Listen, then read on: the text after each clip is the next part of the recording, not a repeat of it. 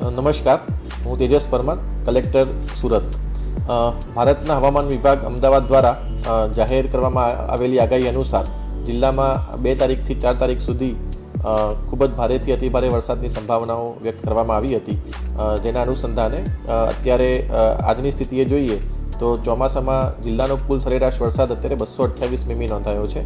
જેમાં સૌથી વધારે વરસાદ અંબિકા તાલુકામાં 389 mm, વલસાડમાં 362 mm, મહુવામાં 352 mm, બારડોલીમાં 309 mm અને ઉમરપાડામાં 298 mm આ વરસાદ ચાલુ ચોમાસા દરમિયાન અત્યાર સુધી એટલે આજની 10 વાગ્યાની પરિસ્થિતિ મુજબ છે. છેલ્લા 24 કલાક અને 48 કલાકમાં જિલ્લાના કેટલાક તાલુકાઓમાં ભારે વરસાદ થયો છે. અત્યારે આમ જોવા જઈએ તો કોઈ ભયજનક સપાટી ઉપર કોઈ પણ આપણી નદી કે ડેમ કે જળાશય નથી અને હાલમાં કોઈ પૂર જેવી પરિસ્થિતિ પણ અત્યારે જિલ્લામાં કોઈ જગ્યાએ નથી. તેમ છતાં પણ આપણે સતત જળાશયો અને નદીના જળસ્તર ઉપર સતત આપણે દેખરેખ રાખી રહ્યા છીએ.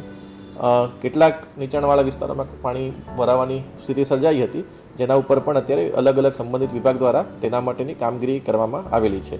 હજુ સુધી કોઈના સ્થળાંતરની જરૂર આપણને પડી નથી.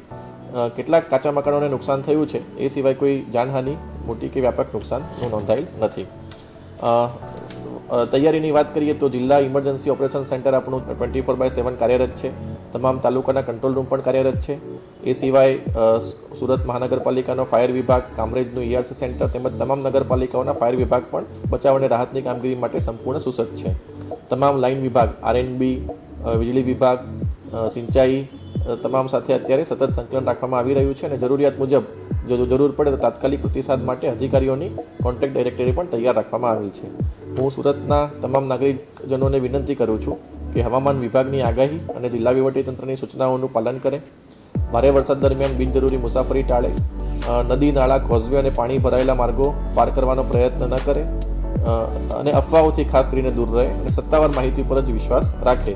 અને કોઈ પણ ઇમરજન્સી કે મુશ્કેલી હોય તો જિલ્લા કંટ્રોલ રૂમ અથવા સ્થાનિક તંત્રનો તાત્કાલિક સંપર્ક કરે.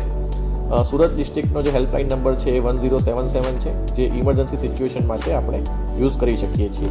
એટલે અત્યારે હાલ ભારે વરસાદ અલગ અલગ તાલુકામાં નોંધાયેલો છે, પરંતુ અત્યારે કોઈ ભયજનક અત્યારે કોઈ પરિસ્થિતિ નથી અને વહીવટીતંત્ર તૈયાર છે અને કંઈ પણ પ્રકારની મુશ્કેલી આવે તો અમારું સમગ્ર તંત્ર મદદ કરવા માટે તૈયાર છે. જય હિન્દ.